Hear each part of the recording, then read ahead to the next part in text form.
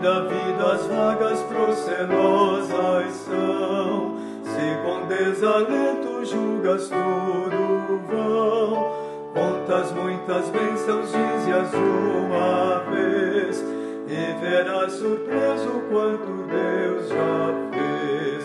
Quantas bênçãos, dize quantas são, recebidas da divina mão. Bendize-las todas de uma vez, e verás surpreso quanto Deus já fez. Tens acaso mágoa triste ao teu lidar? É pesada a cruz que tens de suportar. Contas muitas bênçãos, logo exultarás, e fortalecidos dias passarás. Quantas bênçãos, dize quantas são, recebidas da divina mão. Bendize-las todas de uma vez, e verás surpreso quanto Deus já fez. Seja o teu conflito fraco ou forte aqui, não te desanimes, Deus será por ti. Seu divino auxílio minorando o mal, te dará consolo e galardão final. Quantas bênçãos, dize quantas são, recebidas da divina mão. Bendize-las todas de uma vez, e verás surpreso quanto Deus já fez. Bom dia, irmãos, a paz do Senhor a todos, um bom domingo a todos, espero que todos estejam bem. Nós vamos dar início à nossa escola bíblica dominical, agradecer em primeiro lugar ao Senhor pelo privilégio de estarmos aqui hoje, nos reunindo e aprendendo um pouco da palavra do Senhor, Então vamos orar, vamos fazer uma oração de agradecimento ao Senhor. Oremos. Senhor, nós te louvamos, nós te agradecemos. O Senhor tem nos abençoado, tem nos guardado, nos livrado de todo mal. Em Ti, Senhor, está a nossa confiança e somente em Ti. E nós somos gratos, Senhor, por este domingo, esse domingo que nós vamos aprender um pouco mais da Tua Palavra. Senhor, fala com cada um de nós e abençoe a vida de cada um, Senhor. Em nome de Jesus nós oramos e agradecemos. Amém. Irmãos, nós tivemos muitos aniversariantes, no mês desde o dia 7 até o dia de hoje, dia 21. No dia 7 nós tivemos a Dona Arcenira, tivemos o Rubens Faversani, tivemos a Viviane Bernardino no dia 7 também. Depois no dia 14 nós tivemos o Leonardo Alves Monteiro. No dia 15 nós tivemos a Dona Ivone. No dia 17 a Gabriela. No dia 18 a Dona Lídia. No dia 18 a Maria Beatriz. Também no dia 18 a Tânia Quini. No dia 20 a Jaqueline Rodrigues Alves. No dia 21 a Nara e a Bia Albernaz. Que o Senhor abençoe a vida de vocês grandemente, continue abençoando. Também nós tivemos o aniversário de casamento, o Ednir e a Inaja, no dia 16/3. No dia 19/3, o Danilo e a Adriana. E hoje, eu e a minha esposa. Um beijo para você, minha querida. Que Deus continue abençoando as nossas vidas. E assim como tem abençoado a vida da Ednir e da Inaja, do Danilo e da Adriana, e todos os irmãos que fizeram aniversário essa semana. Então eu quero fazer uma oração de agradecimento a todos e na sequência nós passaremos para as nossas aulas, tá bom? Um grande beijo aí para vocês. Senhor, nós te louvamos mais uma vez e te agradecemos porque o Senhor tem preservado a nossa vida, tem nos dado o alimento necessário dia após dia, o sustento para as nossas famílias. Nós te agradecemos, Senhor, porque o Senhor tem abençoado os nossos irmãos, concedido a eles mais um ano de vida, mais um ano de casamento. Grande é o teu nome, Senhor. Quanto nós precisamos do Senhor e nós somos agradecidos ao Senhor por tudo que o Senhor tem feito. Que o Senhor preserve as nossas vidas e preserve os nossos casamentos, Pai. Nós te louvamos em nome de Jesus Cristo. Abençoa, Senhor, os professores que ministrarão as aulas, abre o entendimento de todos nós, alunos, que possamos compreender aquilo que o Senhor tem para nós neste dia. Muito obrigado, Senhor. Nós te louvamos em nome de Jesus. Amém. Graças e paz, irmãos. Bom dia, irmãs. Nós vamos estar dando início a mais uma EBD essa manhã. Vou estar fazendo uma oração, pedindo discernimento, a sabedoria e a graça do nosso Deus sobre as nossas vidas. Senhor, nós louvamos o teu santo nome, que te agradecemos pela oportunidade. Tu venha nos dirigir essa manhã. Senhor, eu peço sobre a minha vida, tu venha dar a tua orientação, venha dar a tua graça, porque de mim mesmo eu não tenho nada, Senhor, que teu Espírito Santo venha nos ensinar essa manhã. Fale comigo também, usa a minha vida segundo o teu querer, segundo o teu propósito. Tu possa estar abençoando o teu povo que vai estar ouvindo essa manhã essa aula, derramando a tua graça, dando entendimento, dando sabedoria, em nome de Jesus. Nós louvamos e adoramos a ti, Senhor. Aleluia, Pai. Então nós vamos estar fazendo a aula 4 essa manhã. Nós vamos estar falando sobre vocação.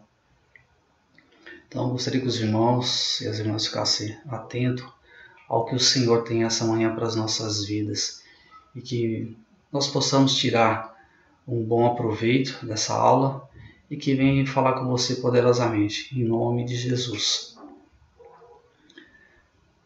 Então começa assim, com a leitura em 1 Pedro 2:5, a vocação da tradição reformada, que vai falar um pouquinho sobre o que o Senhor tem para as nossas vidas essa manhã.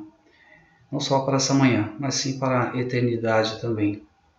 1 Pedro 2:5 diz assim: também vós mesmo, como pedras que vivem, sois edificados casa espiritual para seres sacerdócio santo, a fim de oferecer sacrifícios espirituais agradáveis a Deus por intermédio de Jesus Cristo.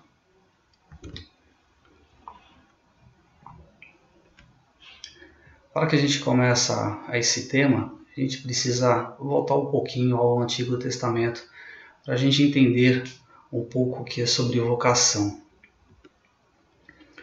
A gente tem ideia ao chamado de Abraão em Gênesis 12:1 e 2 deve ser considerado como uma manifestação soberana da vontade divina. Esse chamado é ratificado também através de Jacó, Gênesis 28:13 a 15.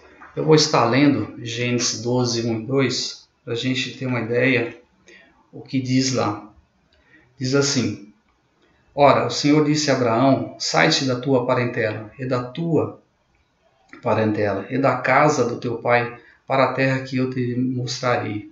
E far-te-ei uma grande nação, e abençoar-te-ei e engrandecerei o teu nome, e tu serás uma bênção. Em Gênesis 28:13 e 15, diz assim: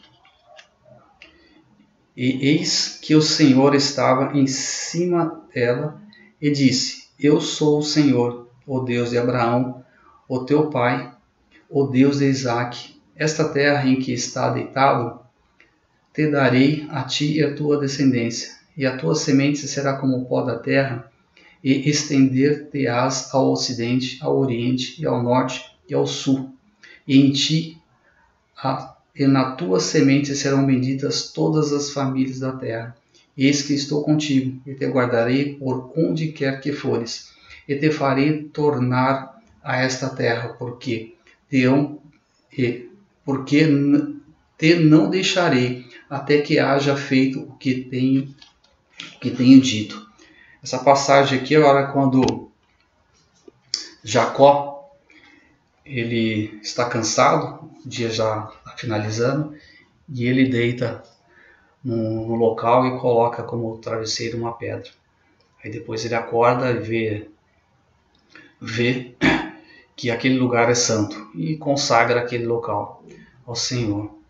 E aí a gente vê também o chamado, não só a ele, como também do Isaac, que a gente acabou de ver, de Jacó, de José, Moisés, Davi, Asa, Jeremias, Isaías e muitos outros foram chamados, foram vocacionados.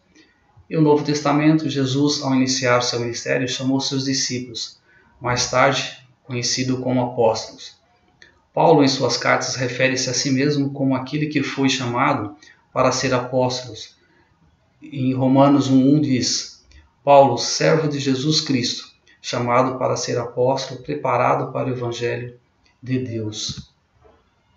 O mesmo apóstolo, em Romanos 9:24, diz: dá-nos a ideia de que Deus chama não apenas judeus, mas também os gentios para a formação do seu povo. E é confirmado no livro de Oséias, Romanos 9:25-26, diz assim: assim como diz em Oséias, chamarei povo meu ao que não era meu povo, e amada a que não era amada. É no lugar em que se diz, vós não sois meu povo, ali mesmo serão chamados filhos de Deus. Pedro fala de um povo escolhido de Deus. Em 1 Pedro 2:9 diz: vós, porém, sois raça eleita, sacerdócio real, nação santa, povo de propriedade exclusiva de Deus, a fim de proclamardes as virtudes daquele que vos chamou, das trevas para a sua maravilhosa luz. Podemos dizer que as menções acima, que todos os personagens recebem um chamado divino. E com isso a gente vê, irmãos, que todo esse, as pessoas recebem um chamado, seja eu, seja você. Então essa aula amanhã que a gente quer é uma orientação para aquilo que o Senhor tem feito nas nossas vidas. Para a gente pensar, refletir, quando foi meu chamado, quando Deus me chamou. E a gente vai ver no decorrer dessa aula, aí, nesse momento, no decorrer, a gente vai ver que Deus não só chama os pastores, ou os presbíteros, ou os diáconos, ou os professores que dão aula pela IBD, dão na escola dominical, mas chama a todos aqueles que estão disponíveis e dispostos a trabalhar na obra do Senhor.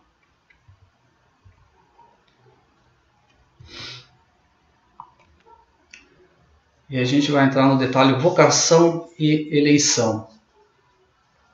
O que se pensa da eleição é que Deus governa todos os eventos. Como afirmou alguém, há uma ligação inseparável entre vocação e eleição. Aqui a gente vê a distinção, mas a distinção e ao mesmo tempo ligado um ao outro.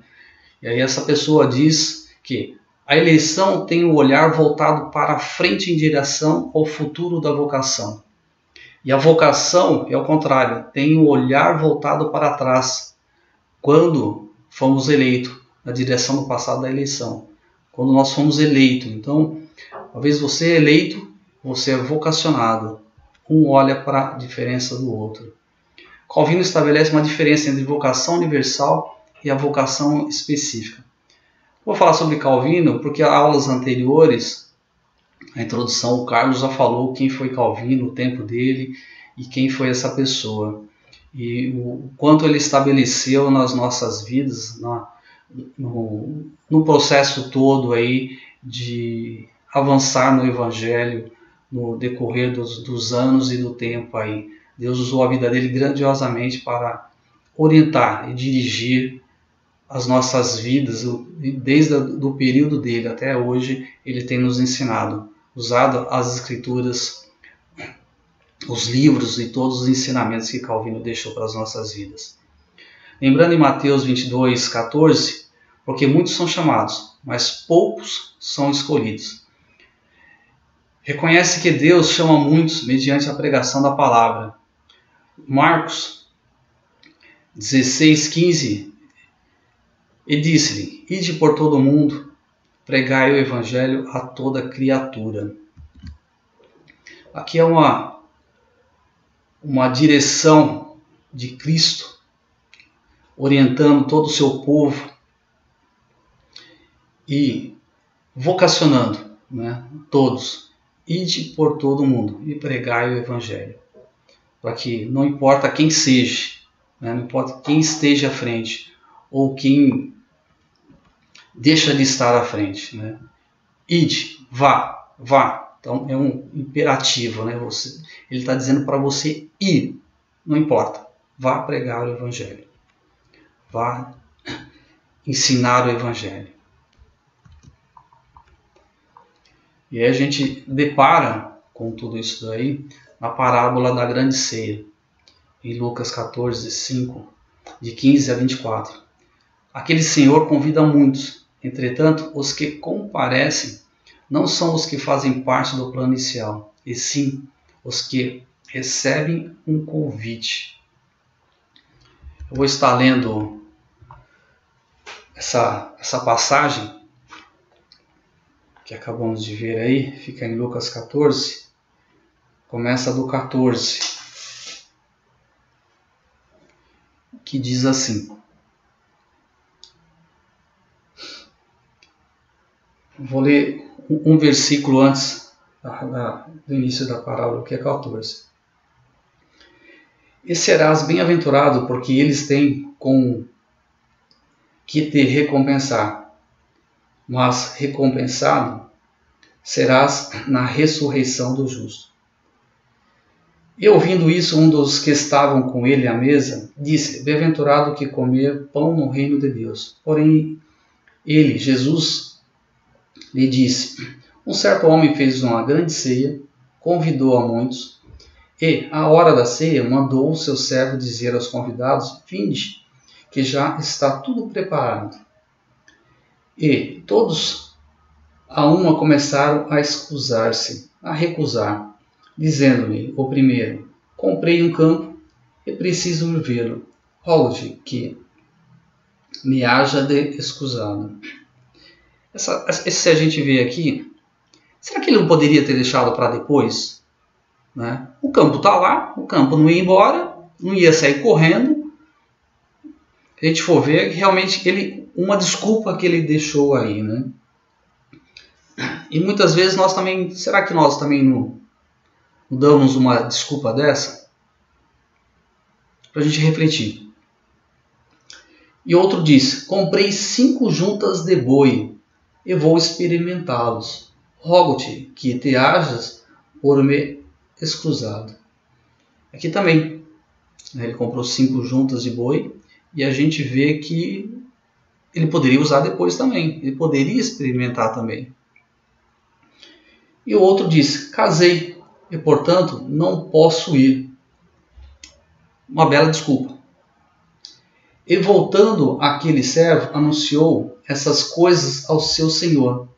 Então o pai de família, indignado, disse ao seu servo: vai depressa pelas ruas e bairros da cidade e trazes aqui os pobres, os aleijados, os mancos e os cegos.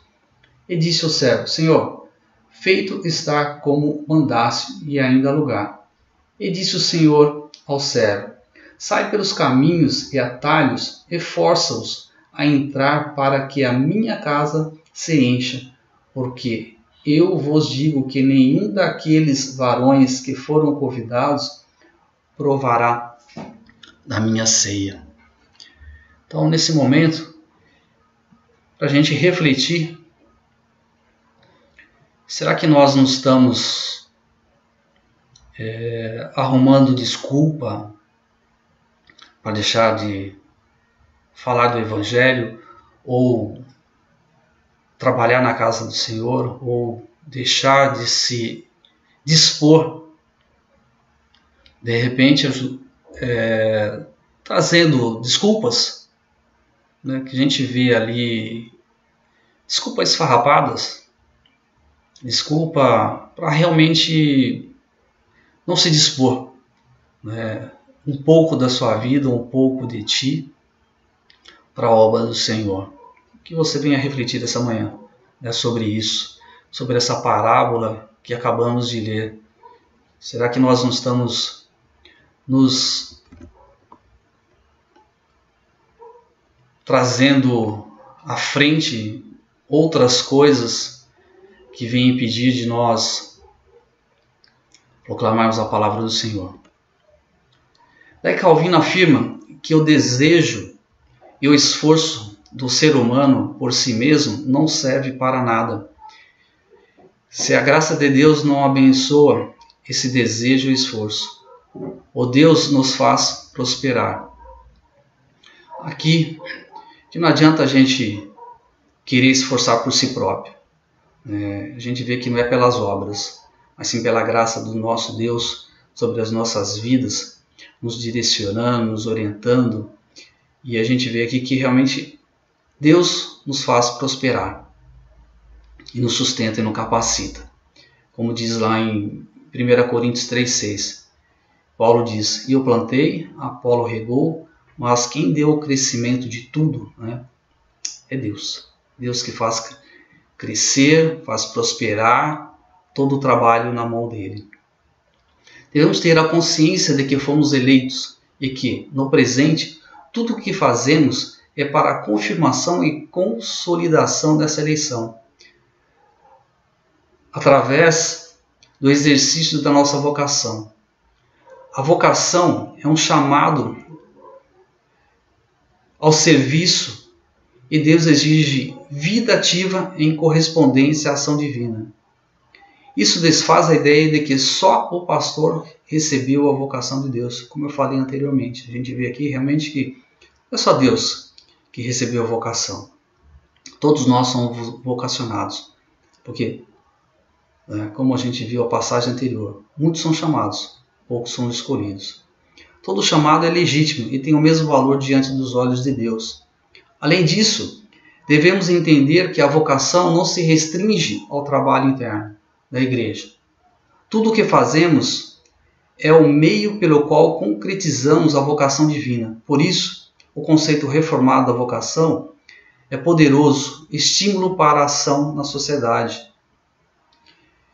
Então a gente vê aqui que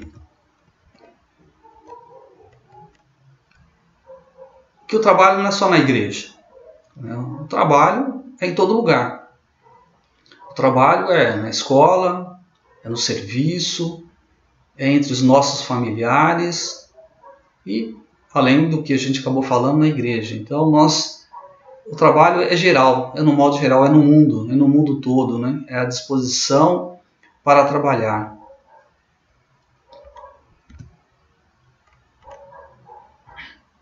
Vocação e trabalho.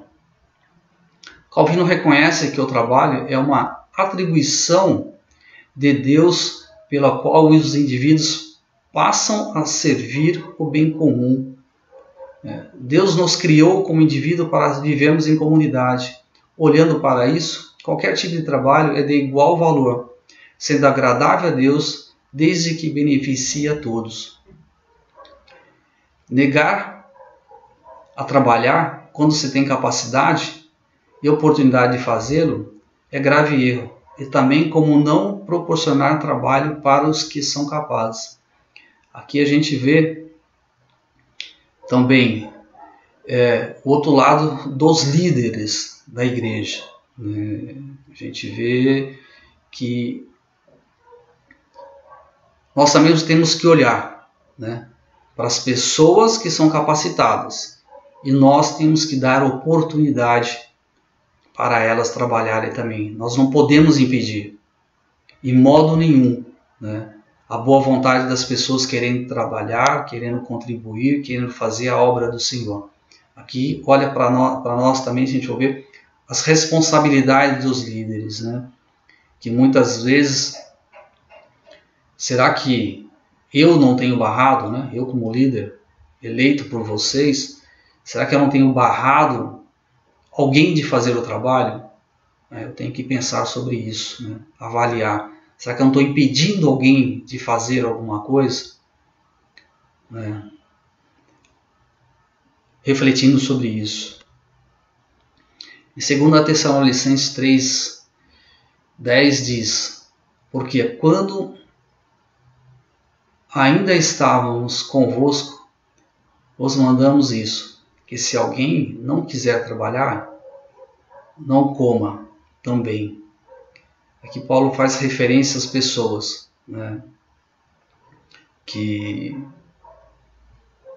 podem fazer, têm capacidade para fazer, mas não faz nada, né? Fica simplesmente encostado. E aqui ele diz, né?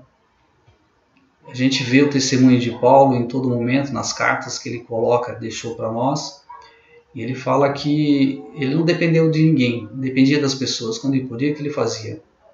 Ele arregaçava as mangas e ia fazer. Ia trabalhar, para quê? Para ganhar o seu sustento. Não que ele não merecesse. Tanto ele fala em várias cartas aí também, fala, não que nós não merecemos, né? Digno é o obreiro, né? Do seu labor, né? Digno é o obreiro da obra que ele faz. Então, ele teria o direito como se alimentar de tudo aquilo ali, né? Por quê? Ele estava trazendo a palavra do Senhor, levando, mas ele queria demonstrar o quê?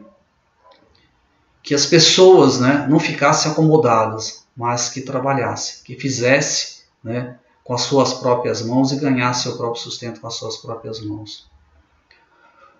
É bom lembrar que Calvino liderou em Genebra um programa para atender refugiados que chegavam à cidade, necessitando de trabalho para sobreviver. Aqui a gente vê o trabalho de Calvino muito interessante, né? E a gente vê a ideia dele, o pensamento dele, a atitude dele e principalmente a visão dele, né? É muito interessante sobre isso, para nós refletirmos as nossas vidas, né, sobre a atitude de Calvino, o pensamento de Calvino sobre isso daí. Ele diz assim: o esplendor do trabalho não está na remuneração, embora Calvino jamais negasse tal direito, e sim na glória que se pode prestar a Deus pelo trabalho, desde que exercido com honra e dignidade, atingimos os propósitos de Deus no mundo. E a outra parte a gente vê aqui vocação e preparo. E continuando sobre Calvino, ele vê o que ele fazia, né, com esses refugiados que vinham de outros países indo para o local lá em Genebra. O programa educacional de Calvino ajudou a implantar em Genebra, tinha um forte componente humanista. Algumas razões podem ser lembradas para justificar esse fato. E aqui a gente vê. Primeiro, porque via na educação um meio de preparar as pessoas para o ministério do Evangelho ou para serviços públicos. E isso requeria que pudessem pensar bem, falar bem e escrever bem. A gente vê a profundidade aqui que Calvino fazia com os refugiados. Ele não só ajudava, né? Não só estendia a mão para arrumar um emprego, ou trabalhar, ou dar comida, ou dar um local para a pessoa dormir, uma casa, alguma coisa assim, mas não. A gente vê como que ele via as oportunidades do momento, né? O que ele pensava também? Fazer o quê? Dar educação para o povo, né? Dar condição para o povo, aprender a ler, aprender a escrever e principalmente falar bem. Com isso, o que ele fazia? Ele preparava todas aquelas pessoas para que pudesse fazer o quê? Proclamasse a palavra do Senhor, espalhasse o Evangelho do Senhor. É muito interessante, né? A gente vê aqui também, eu lembro há muitos anos atrás, quando a gente tinha aula de para as pessoas, aulas de alfabetização. E eu lembro que uma senhora, eu não lembro o nome dela, mas ela, não só ela, né, várias outras pessoas aprenderam a ler na palavra do Senhor. E saiu da categoria de analfabeta, né, para alfabetizada. Pelo menos ela sabia ler, aprendeu a assinar o nome e aprendeu a ler a palavra do Senhor. A gente vê a profundidade disso daí, né? Quando você dá dignidade às pessoas. Aí a gente vê o que Calvino fazia lá. Então, ele dava condição, dava dignidade para as pessoas. Ainda existem pessoas analfabetas? Sim, existem. Muitas pessoas ainda, a gente vê nesse Brasil inteiro aí, quantas pessoas não sabem ler, né? Por algum motivo, ele fica abandonado os estudos. Muitas pessoas de idade, não. Tem pessoas jovens também, a gente sabe que nesse Brasil inteiro aí tem muitas pessoas ainda que não sabem ler nem escrever. E aí a gente vê o resgatar a dignidade das pessoas, as pessoas aprenderem a ler. Segundo, como desprezar as escrituras seculares. Ele via que essas literaturas eram necessárias para ajudar a interpretar as escrituras, como a visão de outras pessoas e utilizar como isso como ferramentas para a evangelização. Na época, né, tinha muitas literaturas e poucas, se a gente for ver, poucas escrituras, né, da palavra do Senhor. Ele via oportunidade o quê? As pessoas lerem isso daí, esses livros também, para utilizarem o quê? Verem nesses livros a oportunidade de ensinamento.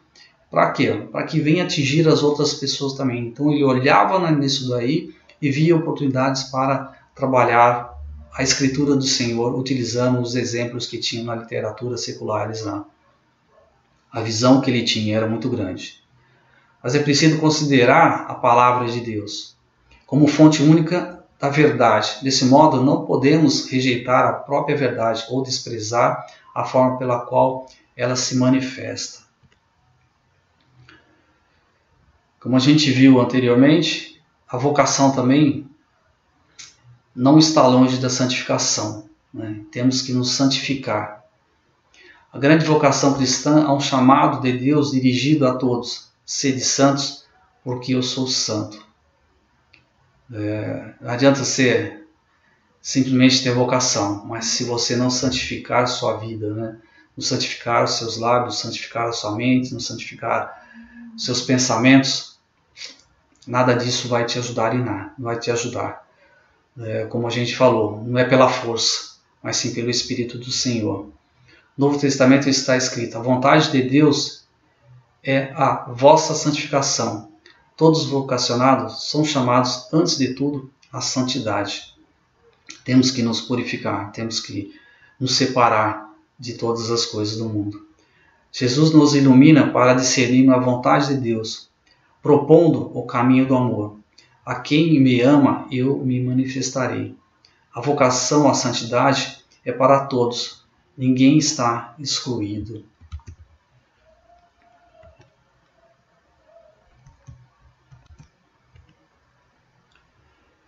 Devemos aceitar o chamado de Deus e se deixar conduzir pelo Espírito Santo e se assemelhar no coração e na prática na vida de Jesus aqui na terra. A inclinação do ser sobre o ter é um reconhecimento do sentido da vida como chamado do amor gratuito de Deus. E na atitude cristã de serviço dos apóstolos, como diz em João 15,16, não fosse vós que me escolheste, mas eu vos escolhi. Vocacionados ao chamado, à vida religiosa, são sempre pessoas amadas, pessoalmente por Deus e candidatos à consagração. Ainda hoje, Deus continua chamando. Qual a sua resposta que Jesus te chama?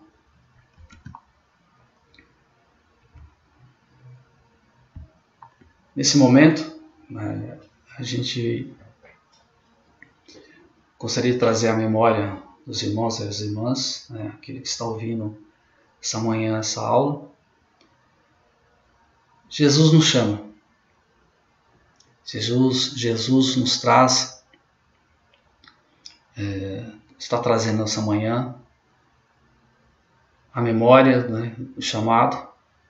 Gostaria que os irmãos e as irmãs refletissem essa manhã, né, para que Deus tenha chamado a sua vida, né? Ainda hoje Deus continua chamando. E qual a sua resposta a Jesus que te chama? Estamos chegando ao final, à conclusão da nossa aula essa manhã. Vimos que a vocação é um termo, uma nota ou algo que atravessa toda a Bíblia. A gente vê que desde Gênesis, Apocalipse, Deus está chamando o seu povo, vocacionando o seu povo, trazendo, né, o seu povo para a obra dele, essa obra que nunca terminará. Não é sem razão que Paulo tenha consciência do seu chamado. Atos 26, 19. Pelo que, ó rei Agripa, não fui desobediente à visão celestial. Que essa manhã, irmãos, que nós não venhamos ser desobedientes à chamada e à visão celestial para que Deus tenha para as nossas vidas essa manhã.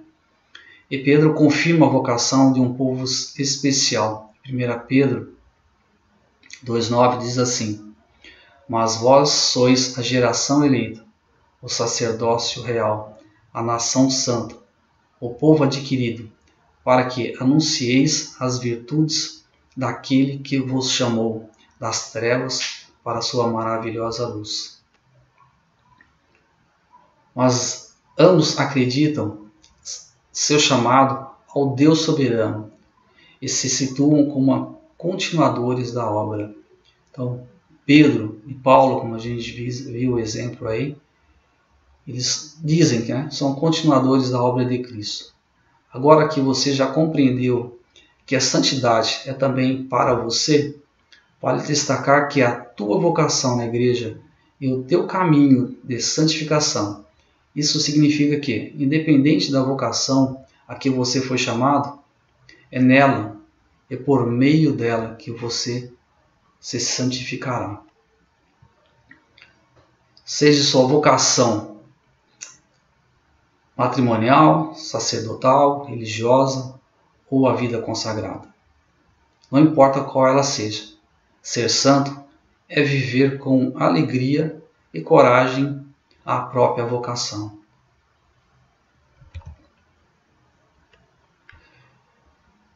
É isso que nós tínhamos para essa manhã, irmãos e irmãs, para que nós venhamos analisar sobre as nossas vidas, avaliar, né, a nossa vocação e para aquilo que Deus nos chamou, nos direcionou e nos vocacionou essa manhã.